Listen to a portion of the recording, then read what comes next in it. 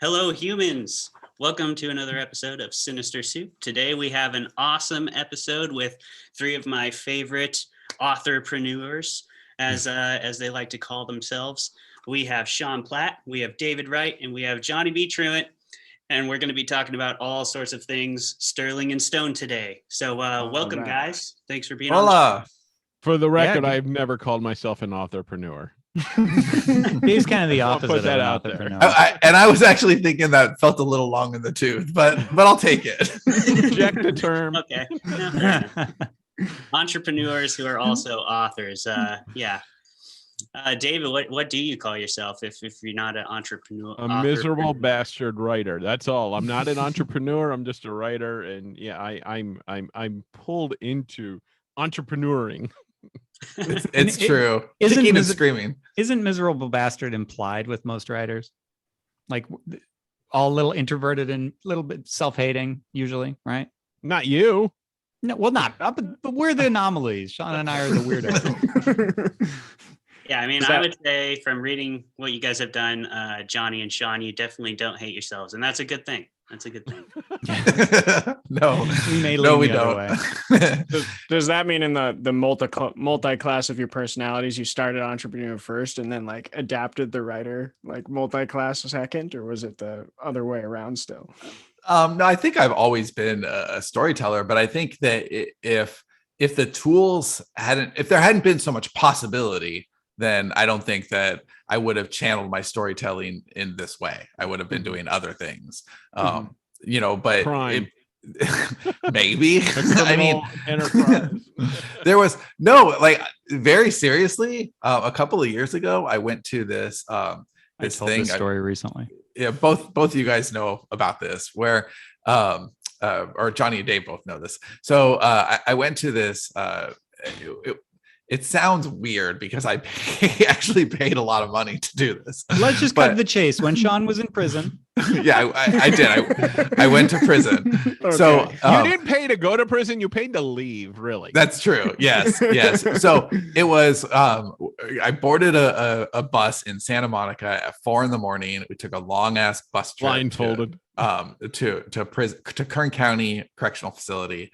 Okay. And we spent the entire day with a group of people who had joined this like entrepreneurial thing. It's a program where it reduces the recidivism rate in ongoing prisoners. So in Kern Correctional, it went from like 93% of inmates return to 7% after they're taking this program. Wow. And it turns out if you educate people that they can actually, get out of the system and do good shit. You just I feel like it's deeper lock people than away that. Forever. I feel like it's letting them be who they were gonna be, which I think is the second half of Sean's story. Yeah, and there's just these like the energy in this room was just amazing. And one of the I knew about this event from one of the person who created it is in one of the masterminds I'm in, and she had just seen like how fucked the system is, right? And they spend upwards of $70,000 a year to keep an inmate in prison, right? Mm-hmm. But this program costs $500. Like that's what it costs per inmate is $500. And it's like a lot, like Seth Godin has a marketing class in there, and like it's a lot of really cool shit, but they're basically teaching you to think and to build a business when you get out. And so there's this exercise that they did where they had everybody stand on two sides of a line, and they were just questions that you asked, like, did you grow up in a house with one parent who read to you? Did you, and you had to say yes or no and step back or towards the line. And just, it was phenomenal. It was a phenomenal experience because what I walked away with is, wow, my creative intellectual DNA is very similar to a lot of people in this room.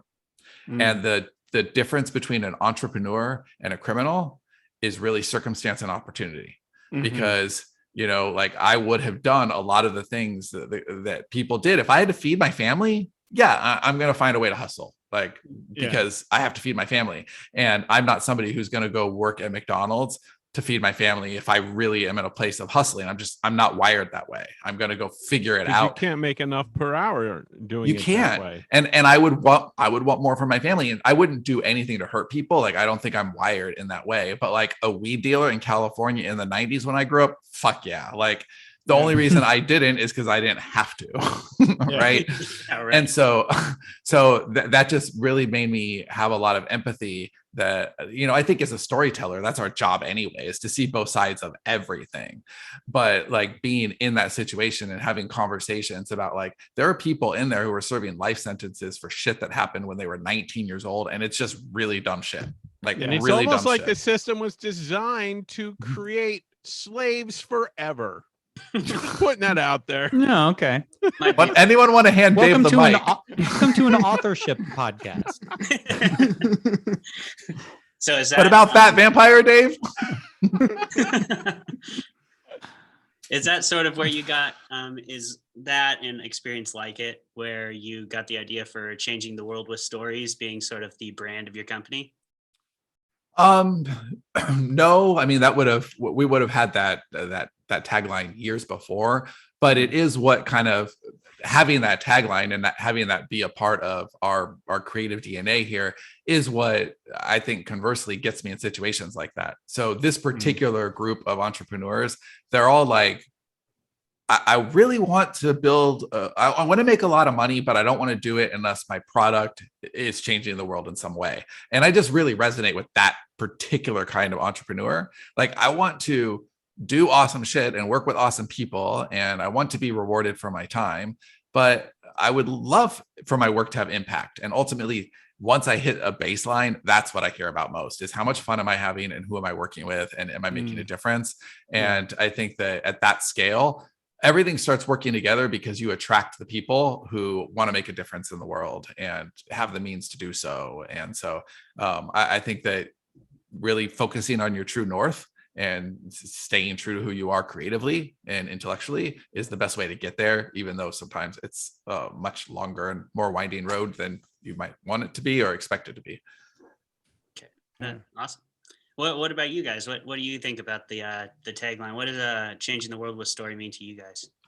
I feel like I want to let Dave go first on this one. Me too. Not yeah, so- me but too. The world can't be changed. Not soil the world. Well, then it's like a sandwich, right? When you do a compliment sandwich, Yeah, because I'm going to be complimentary of it, but I feel like Right. Dave's going to No. shit all over it. For me, I feel much the same way. Storytelling and stories have always been an escape for me. When I grew up, I didn't have a lot of friends in school. I know, imagine, shock, surprise. I was bullied, and I kind of retreated into my own world. And this was my way of finding myself and exploring stories and creating worlds for other people that are looking to escape, whether it's escaping like bad situations or just mundane, like, you have a job that sucks and maybe you got some time to read a book or something on the job. Just whatever escape that helps you get through the day, and maybe some idea will spark something in you and maybe you'll create something. I don't know. Boy, that wasn't totally negative. I'm sorry. I liking get that. Yeah. So whatever keeps the gun out of your mouth, man. That's all. and I'm Johhny, because I know on these things it can get confusing figuring out who the hell is who, especially if not looking. But I actually wish I remembered the genesis of We Changed the World with Story, because for a while Sean and I were. The genesis. It was Fiction Unboxed. Yeah, but I feel like we refound that. I feel like because we did originally, that's actually what's funny about it is, so I still have one of the original, we did a project called Fiction Unboxed, where we wrote a story live in 30 days, and we needed a fun tagline for that. And so the idea of changing the world with story was part of that, but I wish I could remember. I don't feel like it was the same exact species of changing the world with story. It was somehow different. It was a little more like, this sounds good and it's also technically true, so let's go with it. Whereas I feel like we re-reached it after doing the whole 6-word intro a few times. Like we were, do you know the concept of 6-word intro? Yeah. It was did post 6-word intro. Yeah, and so we, for a while, and I don't think this is 6 words, we make stories and smarter artists. That is 6. Okay, so we did do that one.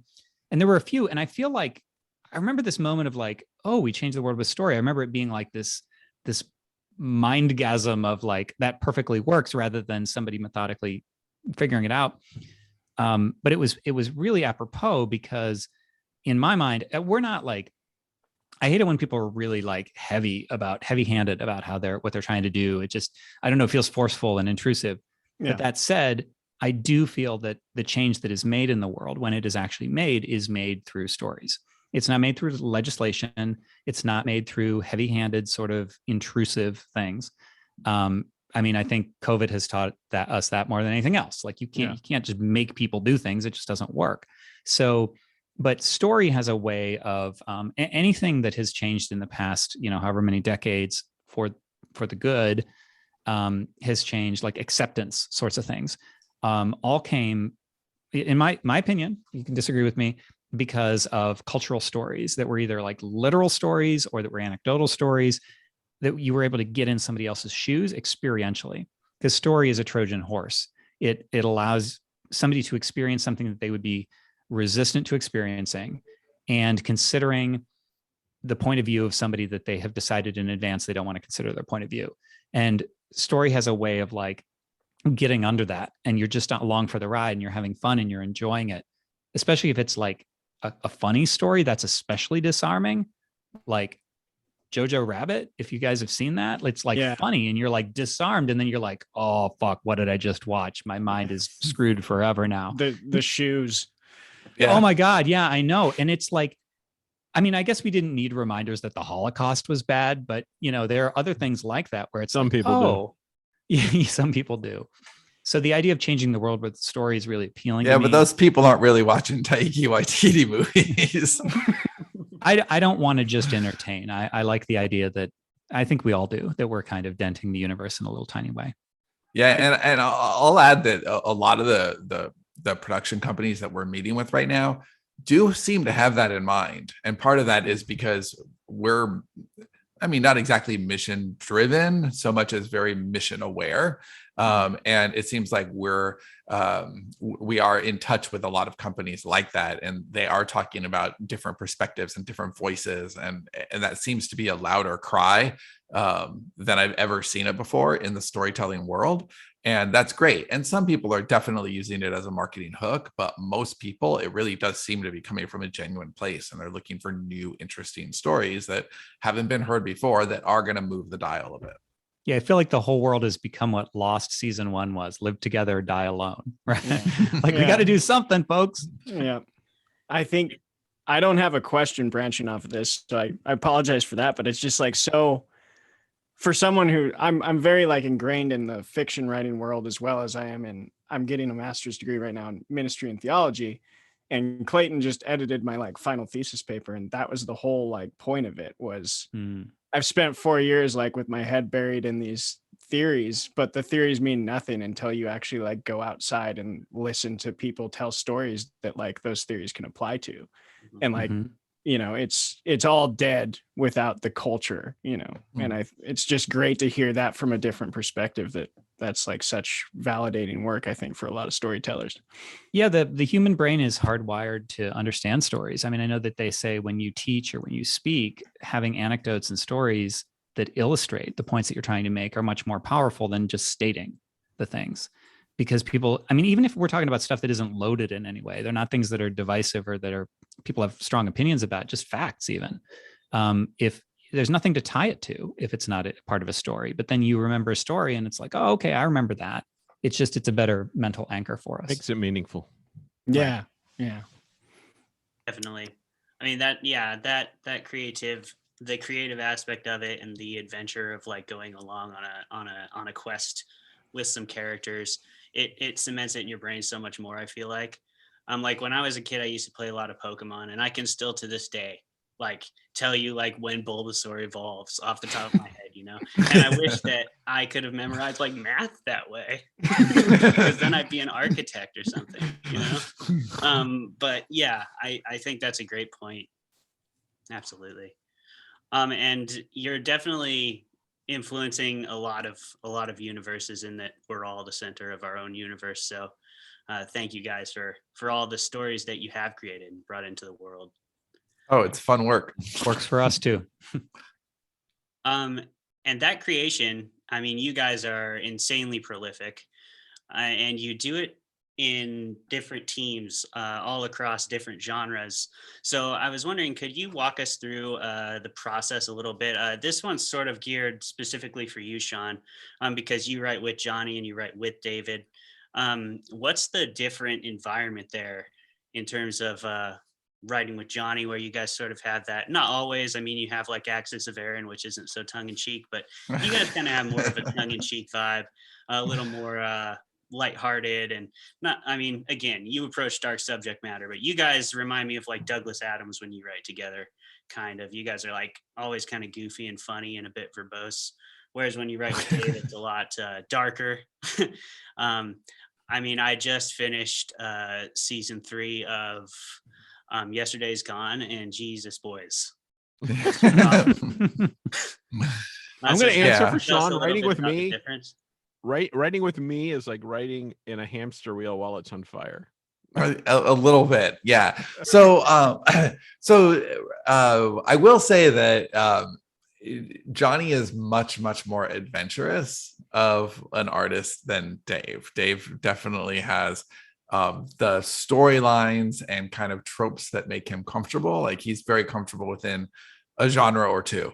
Johhny is like wild abandon, but they're really different, but they're different as is everyone in the studio. So there's 15 of us all working, and we handle things like a writer's room where raw ideas come in there, we expand upon those ideas, and everybody handles that a little bit differently. So Dave might want to draw upon the collective, like if we have an idea that we're talking about, that might be really helpful for him. But then once he has his ideas, he wants to pull back and talk to me about them, and we flesh them out together, and then it becomes our own thing. Johhny doesn't even want that step. He's like, motherfuckers, don't tell me what's going to be in my book. Like, so it's definitely a quiet thing for me and Johhny. I'm also writing with we have an author named Sawyer Black, who, you know, is kind of like he started out in the Dave camp, but he's very much doing his own thing now. He has several things coming out, and he's just like the most, not just genre agnostic, but like everything agnostic. He's like, tell me what to write, and that's what I'm writing tomorrow, like literally. And we've had story meetings where, dude, it would really help if you gave us, like, we want to give you something you want to write, so just tell us what you want to write and we'll be able to give you that thing. And he's like, I just want to write for Sterling Stone. And he's serious. Like, whatever he gets, he'll just crush it. And that's an annoying answer because it makes me look like an asshole. So we had a thing where we were like, okay, everybody's going to do one of this certain pool of things yesterday. And we got to mine, and I'm the only one who was like a little complaining about it. I was like, well, I don't know. Like, this one doesn't. I don't want to write that one. Well, it didn't speak to me. And it's a story that we already had some experience with, and it didn't speak to me then. And I had kind of a stumble with it before. So I am picky, but yeah, hearing that Sawyer will do whatever is like, damn it. Well, interestingly, with that particular story, it was very commercially minded. So the two other players here that are important to the Sterling Stone story right now are Neve and Bonnie. So Bonnie is, you probably know her. Neve is actually the reason that Bonnie, so Neve has taken Johhny's spot as kind of like the COO. She's operations, she runs everything. But Johhny and I are able to be more creative than we've ever been together, because that's now not a part of our relationship. I'm meeting with Neve every day and like running the company. And so Neve is very commercial minded. And the reason she works for the company is because Bonnie, who is like the best structure and character person I've ever worked with, she was doing story jackets for us at the time, which were these like developmental pre-edits on books. back when we had services. And Neve contacted Bonnie and said, hey, I would really love to do some work with you. And she was like, fuck off, I only work with Sterling and Stone. And so Neve was like, I gotta get into Sterling and Stone, and then just ended up, being just absurdly competent. So now, she is where she is. But that's a long way to go just to get a story jacket to like help run the company. I know. But she's really, really commercial minded. So her whole take on everything is, who's going to buy a ticket for this thing? And Bonnie's like, who's going to care? And so immediately after this was yesterday, a writers' room meeting yesterday. Immediately after it, Bonnie's slacking like probably 20 slacks over the period of an hour by the time I came back and looked, and they were all ideas for this book that Johhny doesn't want. And now, like, that means it got put on my plate because Johhny didn't want it. So now I'm writing the rough draft and she's writing the outline. But and that was never my intention. My intention was to tweak that story to find an angle I wanted to write. But see, that's the whole point. There's no reason to do that in the company because somebody always wants the version of that story, right? Like there's enough of us now that if a really idea comes up, because at this point, by the time we were like dishing these stories out, they'd already been vetted as this is commercial, and like it had all those commercial elements.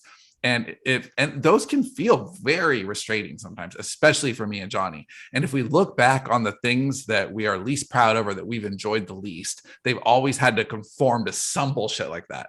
Yeah, commercial feels like a phase that I'm eager to get through.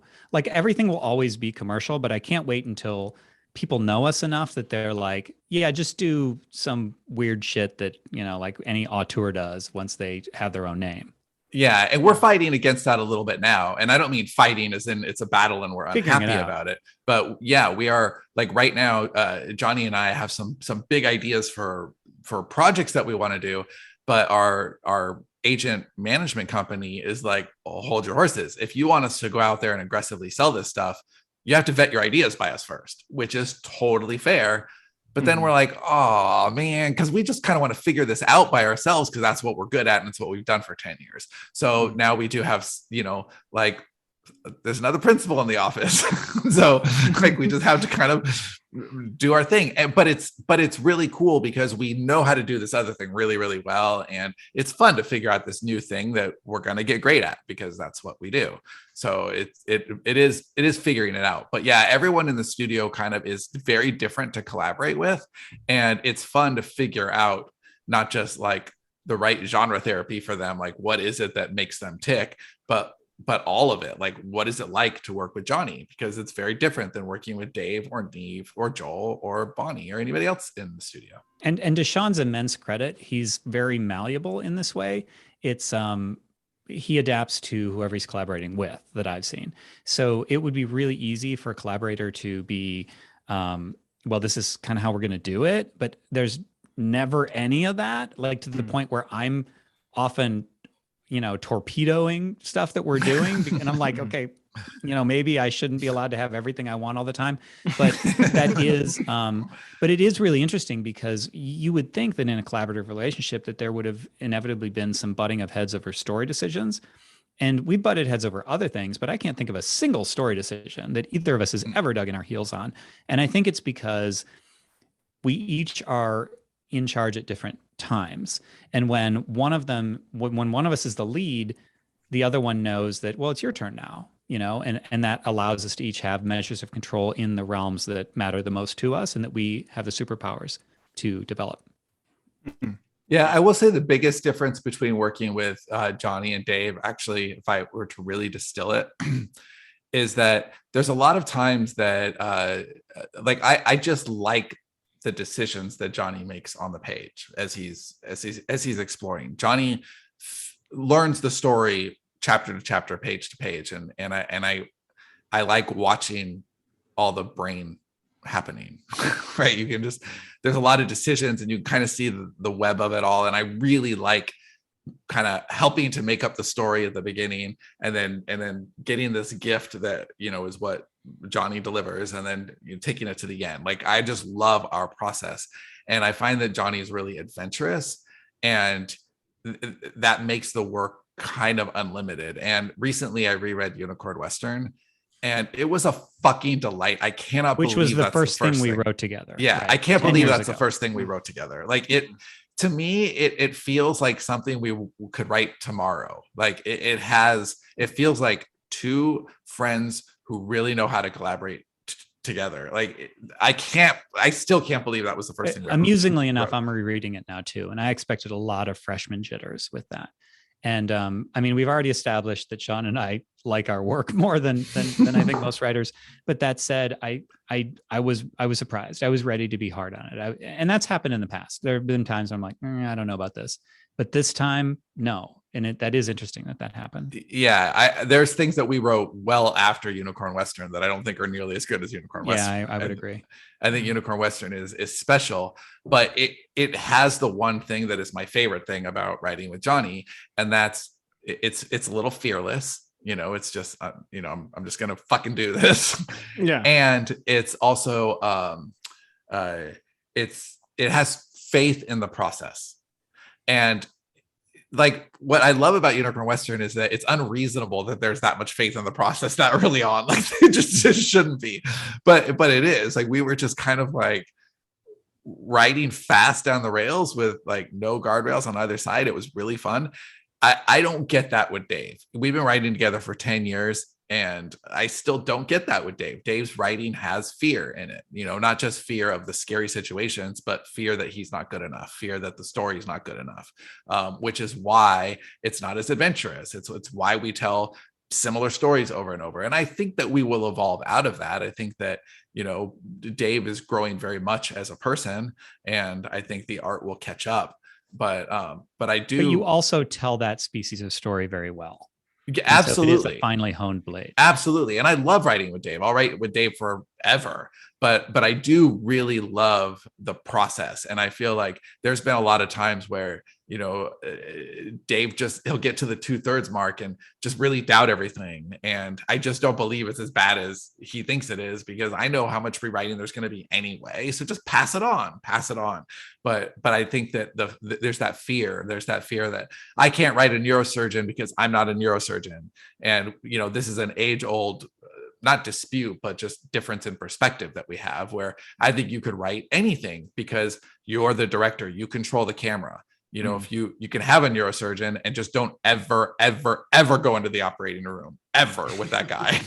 but then why is he a neurosurgeon, just for the sake of argument? Like, because it's funny because we've been this particular refrain is one of our oldies but goodies, right? Like Sean's told some version of that for a long time, because it's an ongoing thing. Like, well, I don't know this. And so I've had time to kind of introspect and learn my process too. And the funny thing is, there's been times when I've said the same exact thing, but it's usually because if we're writing about a topic for me in a Sean and Johhny writing relationship, we have kind of a Michael Crichton vibe.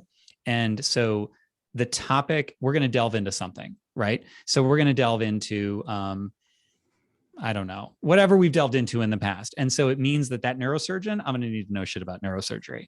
But I think that for different types of stories, that doesn't apply. So you just have to know what you're making. Yeah, I think you could always outsmart the story, basically. I think with me and your earlier comment about hesitancy to try new genres, I think in my experience, yeah, there is some of that, because I don't want to spin my wheels writing something that I'm not really good at, but at the same time, there's also like, I feel each iteration of a story is close to something that I've been trying to say or write for a long time, to crystallize. Like, for example, like say, an author, George R.R. Martin with Game of Thrones, Song of Ice and Fire. He wrote all these other books before that, and maybe this was like the perfect crystallization of, his storytelling. So I feel like I'm getting closer and closer to this thing that I want to tell, and each thing before that kind of prepares me, leading into that. So that's where I am in my hesitancy to step too far out, because I feel if I go too far down a different path, it's not that story that I want to tell. Yeah, I also say that Dave is is growing in some really specific ways, but they're like slow burn ways right now. So for example, he just finished, we're talking about how, we now have partners who we kind of have to vet our work by, before they're going to put a lot of time and energy going to take them out. For TV and film. We don't do that with books. Right. And so with Dave, we're working on, the very first movie idea that we'll have. It's not an existing book. It's not an adaptation. It's a script. And that took a long time compared to how long we would normally spend on an outline and the length of time other outlines have gone through. But it's a really, really good outline. And like, that was a whole new skill to learn. And Dave was just fucking dogged about it. He's like, I'm going to do this. Dave, how many versions of that outline were there? I don't know. All I know is while I'm trying to get this one version right, you're like, well, Sawyer just finished his third script in 5 days.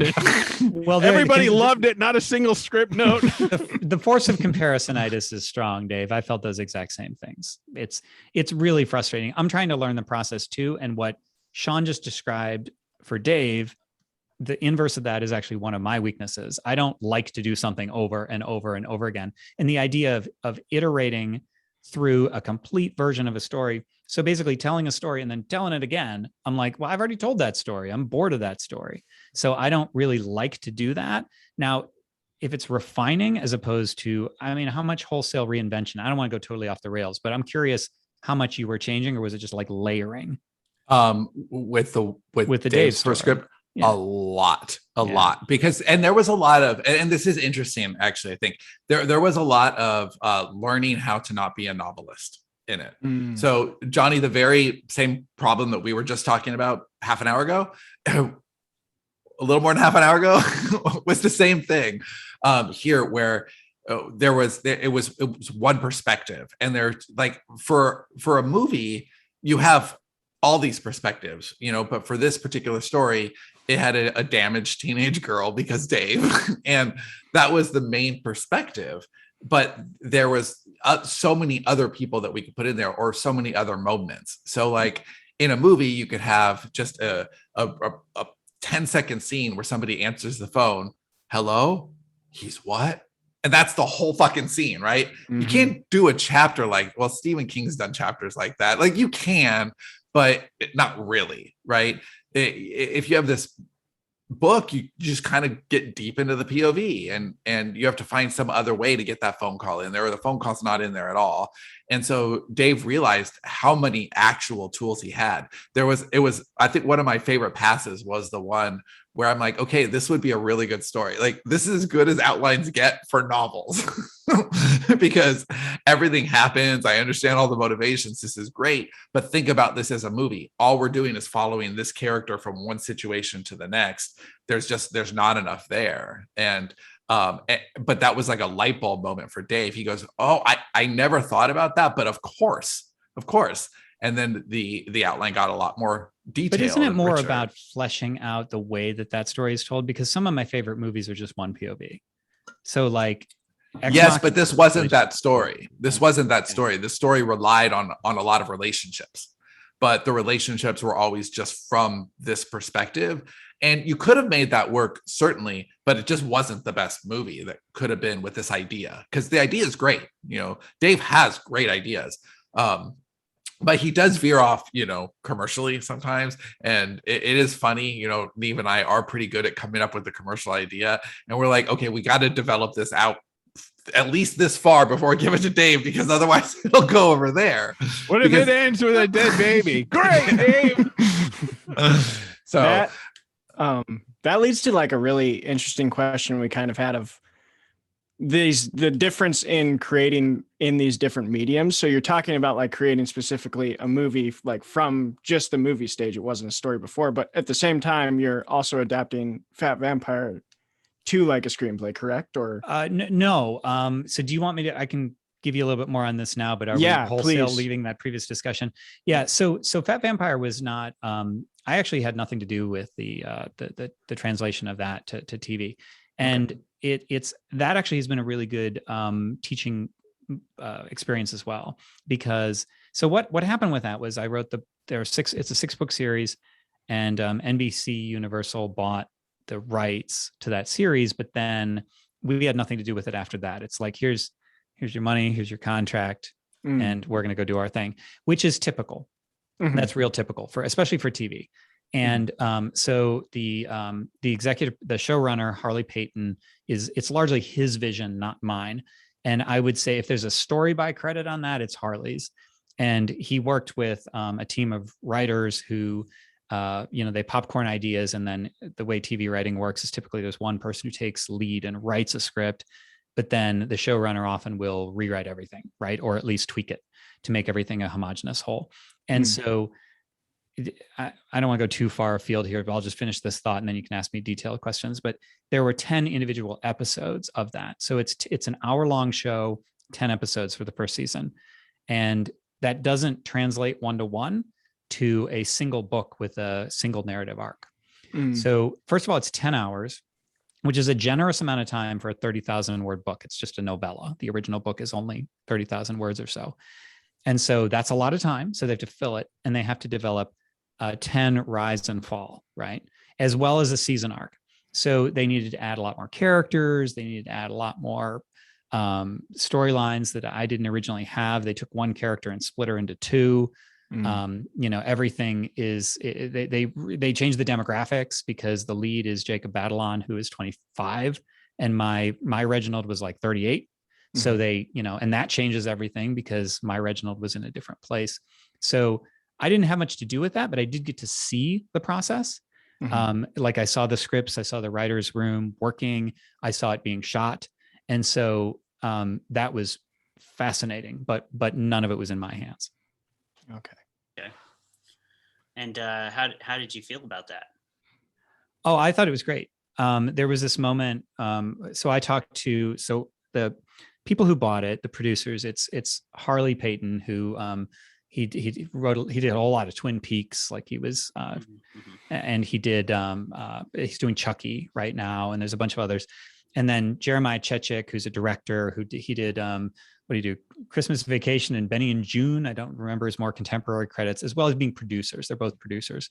And so I had a lot of calls with them initially, and Sean was on a lot of those calls. And I think you were on this call, Sean, actually, where there was this moment where Harley started to tell me about some of the changes he was considering making. So for instance, my Maurice, so the Fat Vampire is the story of Reginald, who is turned into a vampire. And he's quote unquote not perfect by the rules of the perfect vampire society. So they're all like super glamorous and goth, and they're just perfect. They're perfect people. And so this is an imperfect vampire who they then have to wipe out. So it's an underdog story. But then Maurice is Reginald's maker, and Maurice is 2,000 years old. But in this version, he's about 30 years old. And so that was, I think, the example that he said, well, just so you know, I was thinking for Maurice, blah, blah, blah. But he was telling me this in a way that I could tell was like emotionally couched. It was like he was saying something in the way that you say, guess what, mom and dad, I'm moving out and joining the circus or something like that. and I was like, that's great. I don't care. And then there was this other moment that mirrored the first, where he was like, okay. And you could tell that it was like, telling an author the changes you're going to make to their story does not usually go as well as it did in that phone call. And then he told me the story about another author who was super precious and was kind of a real pain in the ass about, well, that didn't happen in my story and everything. So I recognize that, first of all, any prose and any visual medium are incredibly different. You have a very different set of very different skill set and different expectations and all that stuff. Things need to be conveyed visually much more than show don't tell applies much more to visual media than to prose. Yeah. And then TV even is a spinoff of that. Like that's this whole new medium. And so when I told my email list about that this was happening, people were like, oh, they better not change it at all. And I'm like, no, they'd better. I really hope they do, because that's an insane thing to hope. Like if you had a 10-hour recitation of my book in its exact form, that's not going to be any good. And it's like one tool to rule them all.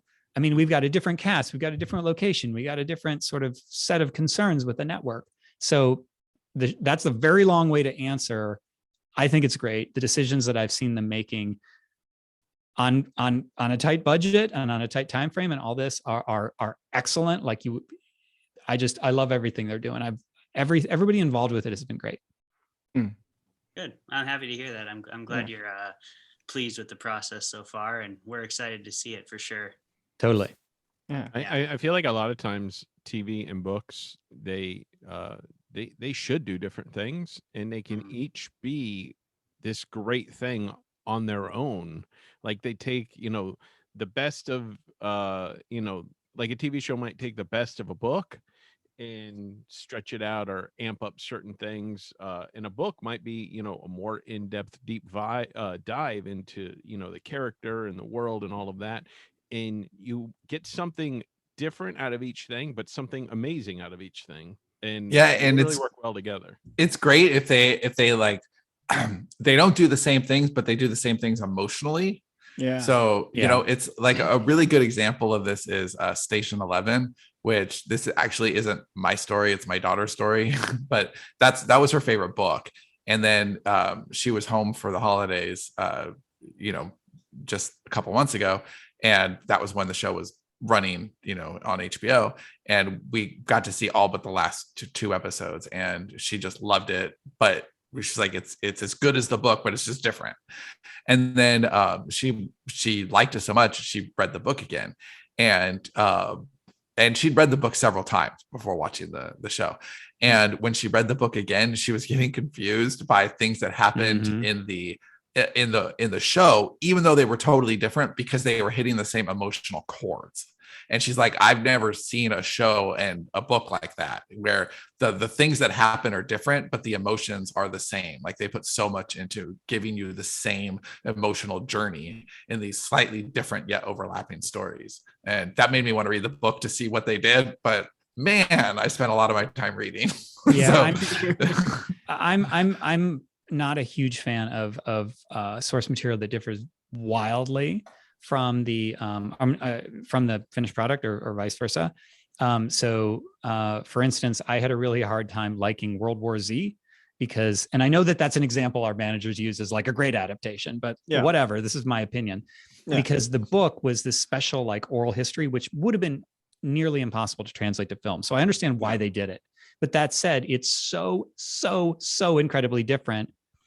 Why did they even call it that? I mean, the king of these is The Lawnmower Man, which is a terrible film based on a really weird Stephen King story. But like literally the only thing that's the same is Stephen King's The Lawnmower He was Man. good. Well, I think that thing, like, is specifically in World War Z. I think World War Z is a good example because it's an extreme example of something that happens all the time, which is like that just had development hell. It was, I think, 10 years in between when it was optioned and when it was actually made. And it went through a bunch of different iterations and different writers and trying to find the story. And I bet you when it was originally optioned, it was like, this is fucking rad, an oral history with zombies. And they tried to break it and, to do TV because oral history would have worked well episodically, I'll bet. Yes, but this was before the streaming revolution. And it like if that same project came down, I cannot imagine it being a movie over a TV show. I mean, clearly there's more money in it as a TV show, all of that. Because once they're going to financiers with the oral history idea, the financiers are saying, okay, but we need like a wall of zombies going over like into Israel. We got that? Like, are there 8 helicopters? We need 8 helicopters. Those things are in the book. Yeah. They are. There you go. What are you complaining about, Johhny? But I like when they take I know I'm going far afield. I'll stop here. But the my kind of an in between for me that I happen to like, and I know these guys don't like, is The Shining. So very different from the book, but I don't know. That's kind of a middle ground one, I guess, because I saw the movie first. But if you manage to hit those same notes, so Fat Vampire hits the same notes. Fat Vampire is this overweight guy who's transformed into a vampire unexpectedly. And then because the guy is trying to save his life, Maurice is trying to save his life. And then the vampire council has a problem with him as this like unfit vampire. And then there's, a trial at the end that I won't spoil and everything. But those bones are the same. But then in between, they're inserting a bunch of other stuff. So like the I had him working. He was a treadmill salesman, and he lived in Columbus, Ohio, because it was a town that I knew. And there were these affects that they just swapped those out. And now, they're younger and they work at the slushy shack and that sort of thing. And they have these different relationships that I didn't imagine. I think it's great that you mentioned that, like, if it captures the same feeling, because to talk about one that kind of, it was like mediocre to me, was the adaptation of Asimov's Foundation, the recent one. It was kind of that thing, like, it wasn't bad. It was visually gorgeous. That was all production design. That show had amazing production design and nothing going on in the story department. Yeah. After every episode, I was like, this isn't Asimov. Like, I don't feel the same way I did when I read that book. And no, it was beautiful. Like, but that's where all the money went. It was Bonnie and I were just talking about this the other day, because she really likes this show called The Expanse. And she's wanted me to watch it for a long time. And so I finally got around to watching the first season a couple weeks ago. And like, I just feel bad for that show, because it's sci-fi. Like, I get it. Fat vampires, sci-fi also. They don't have a lot of money to work with shit. And this is a show with really big ideas and not enough budget to execute them. Like, so, the ideas get restrained, where Foundation is all the way on the other end, where they've got all the ideas and they don't explore any of them. They're just throwing like gorgeous shit up on the screen. Well, and to counterpoint that too, it can go totally the other way, right? Where if they adapt too close to the source material, then it kind of blows it too. Like, I think Dune's a good example of that. This isn't necessarily a popular opinion, but I thought the Dune stuff was a little too subject matter. I agree with you. And it was completely John and I have had the exactly discussion. word for word. So if you didn't read Dune, like, then they tried to cram Dune into like one movie, and you're like, man, there's no time for that. There's so much more, so much going on. And I felt like Dune needed to be a TV show, not a movie, for that exact reason. It's just so funny, because what you just said encapsulates a discussion that Sean and I have had. Dune is my favorite book. And and I loved the movie. I thought it was amazing. And I wanted it to be a legion to the source material. But then when I was leaving, I was talking to my kids, because we all went. And we've talked about it since, and it's like, it's exactly what you said. If you hadn't read Dune and you don't know who is this weird lady coming with her Gom Jabbar, and like, what is the Kwisatz Haderach, and like, none of it makes any sense. Why are there worms? So for me, it as like a fan service for people who already love the books, it was great. Right, exactly. But like, even mentats were like rolling their eyes up into their head. People were like, what the fuck is that guy doing? But I knew. I thought it was great. Speaking as the only one here, can I have one? Do they taste good? I had not read the book, but I love not knowing, because I love the mystery of learning about a world. It's like a big open world game. Like, you get into it and you're like, oh, what's that? Oh, I want to know more about that. So I love not knowing, but that's just me. I don't know. That's actually a really cool thing, Dave, that you mentioned, because maybe this is a weird example, but I know that when Oh no. Uh-oh. Did he? Ooh, reset Johhny. Hit I like the mystery. I do like the mystery. What do you guys think he was like going to learning say? about a new big world. But then we don't. Yeah. Oh, man. Okay, it's just been revealed that Johhny is a robot. It's true. That's where the productivity comes from. Yeah, that makes sense. Is he a robot proletariat though? The problem is he's solar powered, and it's just gloomy as shit in Texas right now. That's the problem. You gotta wait for the cloud to pass over, and then he'll. Oh, his computer retarded, which he is now corrected to restarted. Oh, okay. So I guess he will be joining us shortly. Sorry, what an awkward end to your your guys' show. I'm sure he'll be in momentarily, but what a lot of crap for you to He edit left us out. on a cliffhanger. You guys are known to do that. Yes. Hey David, before we go, can I see your decoy wallet? I cannot show you the decoy wallet, because if I am ever robbed, They'll know that that's the decoy wallet, not the real wallet. Well, I was hoping to craft my own, just like what are some tips you got for somebody, an upcoming decoy wallet? His decoy wallet looks exactly like Sam Jackson's wallet from Pulp Fiction. Okay. My real wallet looks like George Costanza's wallet. Awesome. Well, it's not as empty, hopefully. Okay, Johhny, you left us on a cliffhanger. What were you going to say? Not The world. I was talking about the world and not knowing. Oh yeah, because I remember that when I watched the first Harry Potter movie, the 4 books were out by the time I watched the first one, and I remember like watching that and being like, oh, I want to know. It was like a research project. It was like, I want to know more about Quidditch. I want to know and that feeling of like, this is a real thing that actually exists. I want to know more about it. That's actually interesting. I'd never tied those together. So Dave is like somewhere between Sean's and my perspective on Dune. It's like, yes, they didn't tell you enough, and that's what I like. I also that makes me want to read the book, and maybe that'll happen with Fat Vampire. Like they'll get this taste of this show, and they're like, well, I want to know all the shit that happened. So. Harry Potter is a good example, because I think that as the first two movies are very allegiant to the book. And then the third one is Alfonso Cuarón comes and he puts the kids in hoodies and lets it have a little more of a life of its own outside the books. And I think that the series dramatically took a artistic leap forward from then on, because it was a little bit divorced from the material and allowed to breathe in its own world. Well, but what I would add is that the first 2 books are inherently a little less complex anyway, right? Because she originally wrote them for the target audience for the first book is an 11-year-old, target book for the second is a 12-year-old, and so on. So I totally agree with what you're saying. They did get markedly better at the third one, in my opinion, as well. But I don't know that I would totally blame that on allegiance to the source material. I would say that the source material also developed.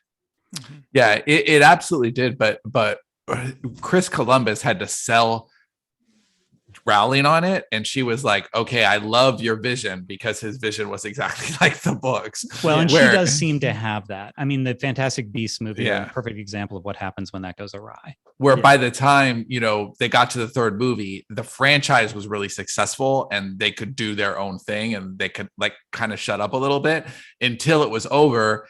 And then she got all her power back with Fantastic Beasts. And to Johnny's point, especially the second one, like, oh my God, is that a novelist writing a screenplay? It's such a mess. Yes.